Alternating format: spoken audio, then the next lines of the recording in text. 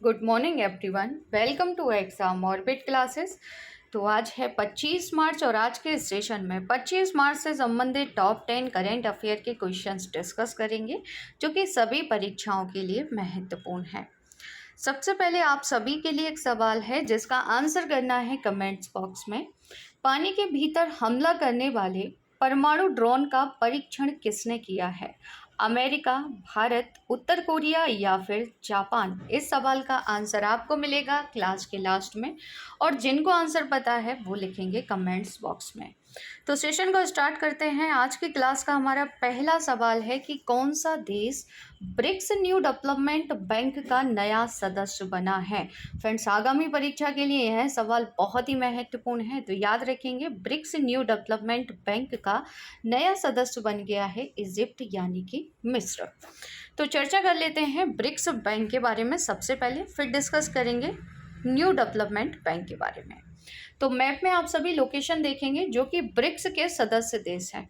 रसिया, China, India, south Africa और Brazil, ये किसके सदस्य देश हैं? तो ब्रिक्स के सदस्य देश हैं।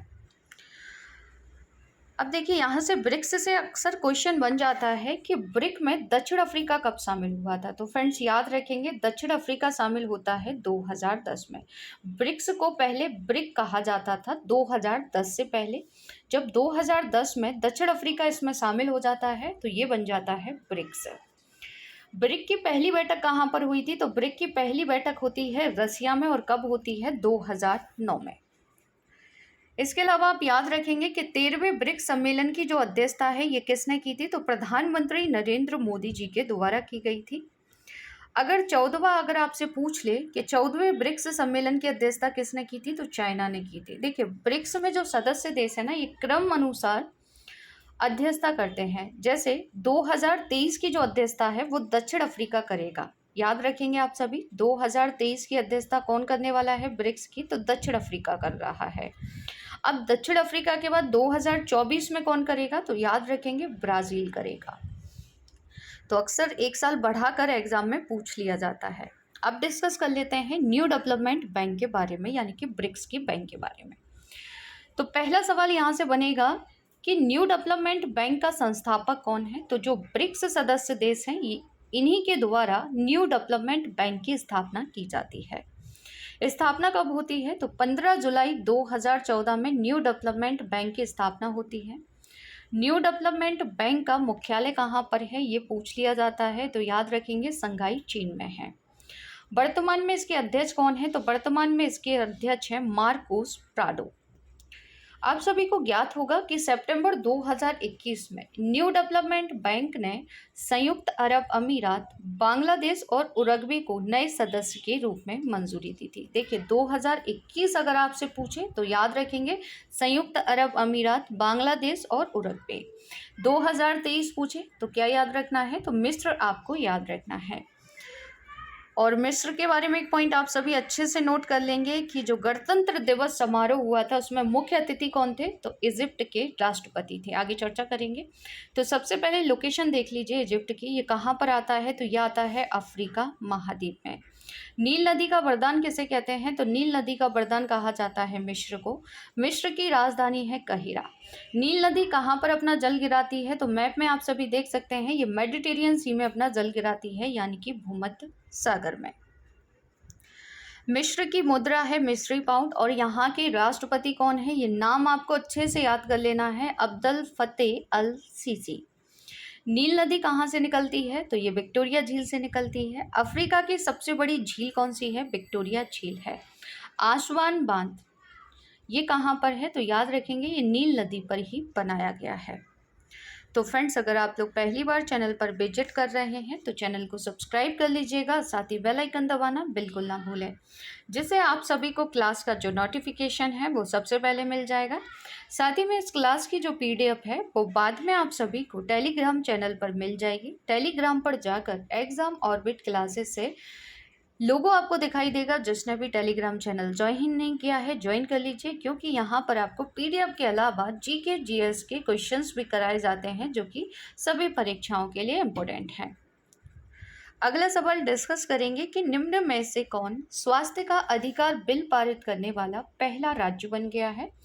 तो फ्रेंड्स याद रखेंगे, राजस्थान ने विधानसभा में स्वास्थ्य का अधिकार बिल पारित कर दिया है और ऐसा करने वाला राजस्थान देश का पहला राज्य बन गया है।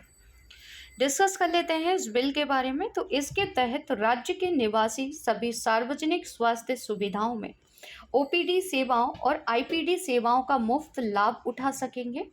साथ ही चुनिंदा निजी हॉस्पिटल में भी इसकी सुविधा प्रदान की जाएगी। वर्तमान में राजस्थान के जो राज्यपाल हैं, इनका नाम है कलराज मिश्र और यहाँ के मुख्यमंत्री हैं अशोक गहलोत। आगे डिस्कस करेंगे देश का पहला लेटेस्ट करंट अफेयर। भारत की पहली इलेक्ट्रिक एसी डबल डेकर जो बस है, इसका उद्घाटन कहाँ किया गया है? मुंबई, महाराष्ट्र में। भारत का पहला रियल टाइम गोल्ड एटीएम कहाँ खोला गया है? तो ये हैदराबाद में खोला गया है। भारत का पहला डार्क नाइट स्काई रिजर्व जो है, ये कहाँ पर बन रहा है? तो ये लद्दाख में बनाया जा रहा है। भारत का पहला हाथी मृत्यु ऑडिट ढांचा पेश करने वाला या ऑडिट ढांचा किसने पेश किया है? तो ये तमिलनाडु गवर्नमेंट के द्वारा पेश किया गया था। देश का पहला मल्टी मॉडल लॉजिस्टिक पार्क ये महाराष्ट्र में है। राज्य भर में सोने की एक समान कीमत लागू करने वाला पहला राज्य कौन सा बना है? तो पहला राज्य बना है केरल। अब जान लेते हैं राजस्थान के बारे में। तो मैप में आप सभी लोकेशन देखेंगे राजस्थान की। राजस्थान की राजधानी है जयपुर। राजस्थान विधानमंडल याद रखेंगे, यहाँ पर एक सदनीय है। विधानसभा सीटें यहाँ पर 200 हैं, राज्यसभा सीटें 10 हैं और लोकसभा सीटों की संख्या यहाँ पर 25 है। प्रमुख नदियाँ कौन कौन सी हैं राजस्थान की? तो माही नदी है, बनास नदी है, लूनी नदी है और चंबल नदी है। प्रमुख बांध हैं राणा प्रताप सागर बांध, गांधी सागर बांध, चव्हाड़ सागर बांध और कोटा बैराज बांध। प्रमुख पर्यटन स्थलों में याद रखेंगे माउंट आबू और दिलवाड़ा मंदिर। नेक्स्ट क्वेश्चन, वार्षिक द्विपक्षीय समुद्री अभ्यास जिसे हम कहते हैं कोंकण 2023 भारतीय नौसेनाओं किस देश की नौसेना के बीच आयोजित हुआ है? तो फ्रेंड्स याद रखेंगे, कोंकण जो युद्ध अभ्यास है ये किसके साथ होता है? समुद्री युद्ध अभ्यास। तो ये ब्रिटेन के साथ होता है, यानी कि ब्रिटेन की नौसेना ने इसमें भाग लिया है। इसका आयोजन कहाँ पर किया गया था पूछा जा सकता है। तो ये आयोजित किया गया था अरब सागर में कोंकण तट पर। 20 से 22 मार्च 2023 तक इसका आयोजन किया गया था। अच्छा, ब्रिटेन के साथ भारत और कौन कौन सी युद्ध अभ्यास करता है? तो व्यायाम इंद्रधनुष जो कि वायुसेना अभ्यास है, भारत ब्रिटेन के साथ करता है। अजय वॉरियर तो आई होप आप सभी को याद होगा, काफ़ी समय से पढ़ रहे हैं। तो ये एक संयुक्त सैन्य अभ्यास है जो कि भारत ब्रिटेन के साथ करता है। भारत और किस देश की सेनाओं के बीच संयुक्त अभ्यास साइक्लोन फर्स्ट हुआ है? तो याद रखेंगे ये मिस्र की सेना के साथ हुआ है। भारत कजाकिस्तान संयुक्त सैन्य अभ्यास काजिन 2022 कहाँ पर हुआ था? उमरोई में। भारत किर्गिस्तान संयुक्त विशेष बल अभ्यास का 9वां संस्करण मार्च अप्रैल 2022 में कहाँ पर हुआ था? बकलूह में। सिंगापुर भारत समुद्री द्विपक्षीय अभ्यास सिम्बैक्स 2022 कहाँ पर हुआ था? तो इसका आयोजन किया गया था विशाखापट्टनम में। नेक्स्ट क्वेश्चन है कि अर्बन क्लाइमेट फिल्म फेस्टिवल 2023 कहाँ पर हुआ है? तो ये डायरेक्ट क्वेश्चन एग्जाम में बन सकता है। तो इसका आयोजन किया गया है नई दिल्ली में, अर्बन क्लाइमेट फिल्म फेस्टिवल 2023। इतना याद रखना है कि आयोजन कहाँ पर हुआ है, तो नई दिल्ली में हुआ है। दिल्ली से और आप क्या क्या याद रखेंगे? तो सैन्य टैटू और जनजातीय नृत्य महोत्सव 23 और 24 जनवरी को कहाँ पर हुआ था? तो ये दिल्ली में हुआ था। भारतीय मानव ब्यूरो का 76वां जो स्थापना दिवस मनाया गया था, ये भी दिल्ली में ही मनाया गया था। किस केंद्र शासित प्रदेश में केंद्र को पलायन अल्पसंख्यक का दर्जा देने का सुझाव दिया गया है? तो ये दिल्ली में दिया गया था। पहला global tourism investor summit, friends याद रखेंगे पहला है, ये कहाँ पर हुआ था? तो ये भी दिल्ली में हुआ था। साथ ही में याद रखना है कि पहला कोयला सम्मेलन कहाँ पर हुआ था? तो दिल्ली में ही हुआ था। अगला सवाल है कि एशियाई हॉकी महासंघ ने किस देश के हॉकी महासंघ को बेस्ट ऑर्गेनाइजेशन अवार्ड से सम्मानित किया है?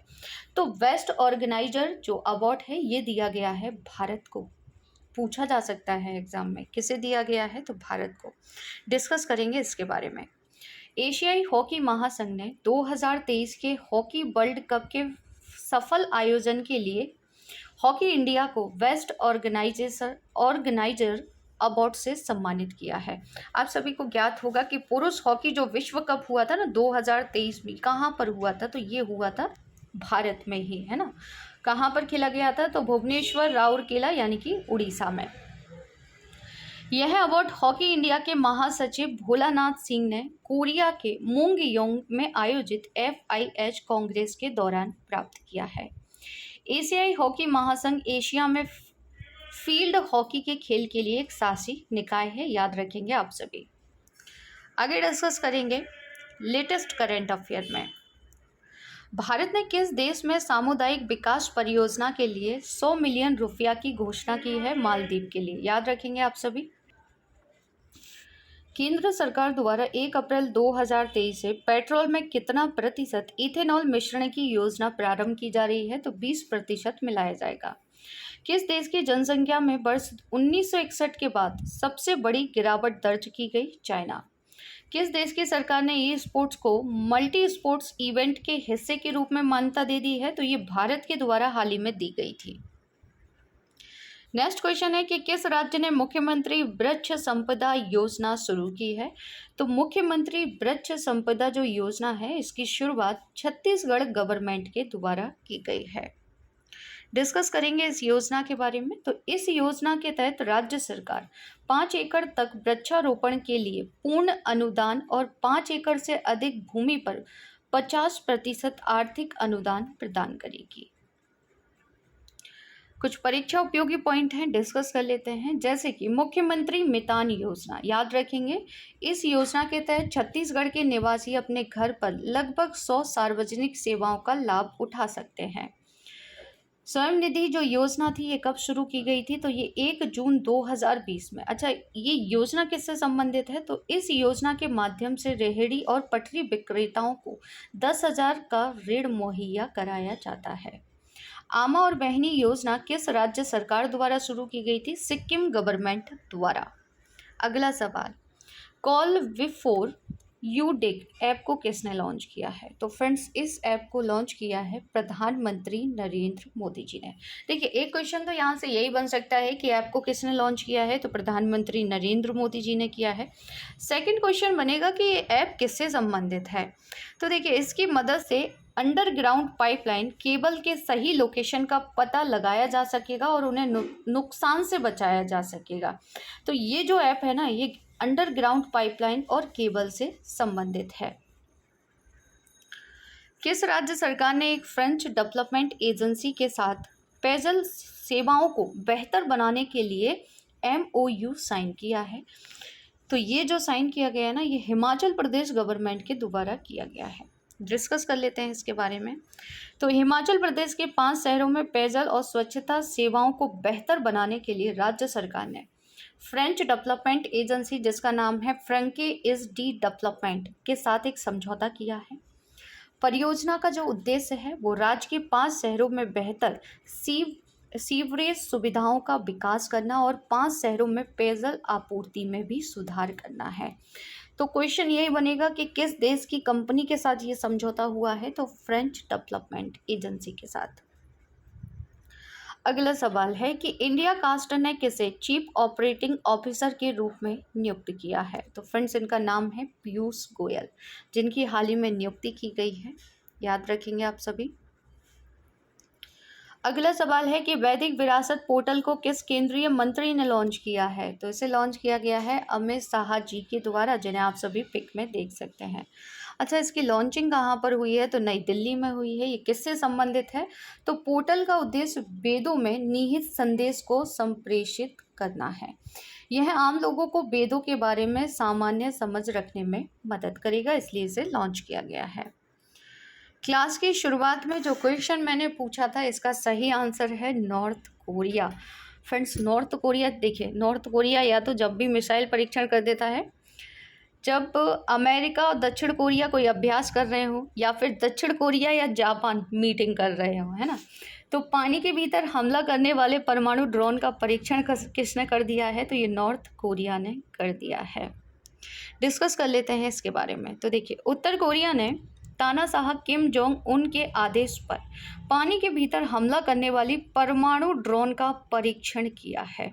और ये परीक्षण उस समय किया गया है जब दक्षिण कोरिया और अमेरिका युद्ध अभ्यास के बीच थे।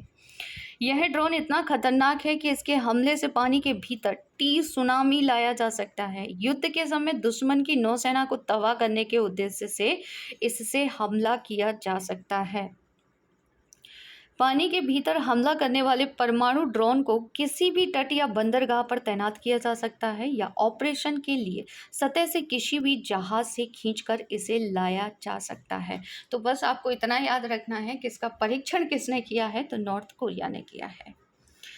अब डिस्कस कर लेते हैं टॉप 10 स्टैटिक जीके में विश्व के प्रमुख उद्योग। संयुक्त राज्य अमेरिका का सबसे बड़ा लौह इस्पात उत्पादक क्षेत्र कौन सा है? पिट्सबर्ग क्षेत्र है। ऑस्ट्रेलिया में लौह इस्पात उद्योग का प्रमुख केंद्र है न्यू कैसल। फ्रांस का लॉरेन प्रदेश प्रसिद्ध है लौह और इस्पात उद्योग के लिए। किस देश ने सर्वप्रथम कागज बनाना प्रारंभ किया? चाइना ने।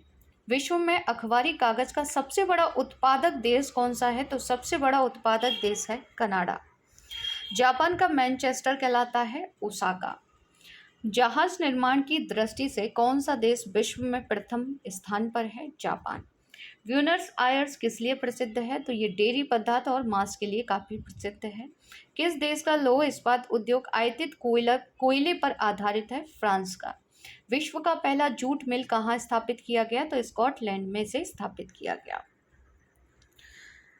कल के सेशन का फटाफट से रिवीजन करेंगे। खबरों में रही युवान किस देश की मुद्रा है? तो अच्छे से रट लेंगे, ये है चाइना की मुद्रा।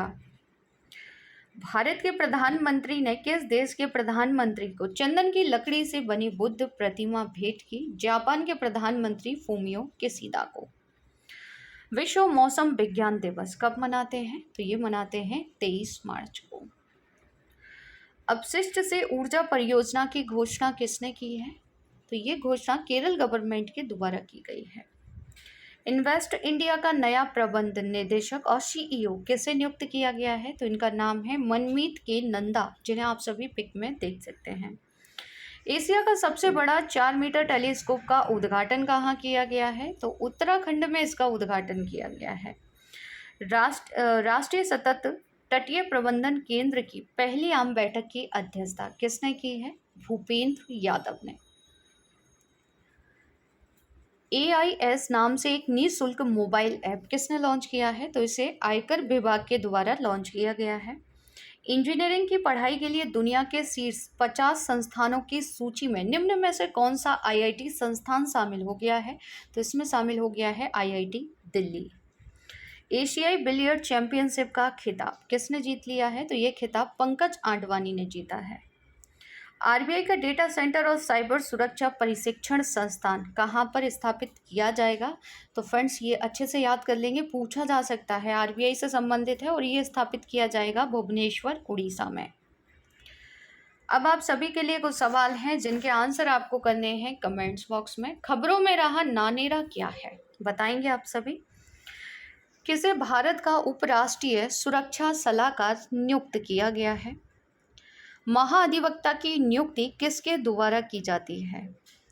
जैव विविधता संरक्षण अधिनियम का संबंध किससे है? तो फ्रेंड्स इन सभी के आंसर आपको करने हैं कमेंट्स बॉक्स में। आज का ये सेशन आपको कैसा लगा कमेंट्स करके ज़रूर बताइएगा। अगर क्लास अच्छी लगी हो तो क्लास को ज़्यादा से ज़्यादा शेयर कीजिएगा, लाइक कीजिएगा और चैनल को सब्सक्राइब ज़रूर कर लीजिएगा। मिलते हैं नेक्स्ट सेशन में एक नए टॉपिक के साथ। तब तक के लिए जय हिंद, जय भारत।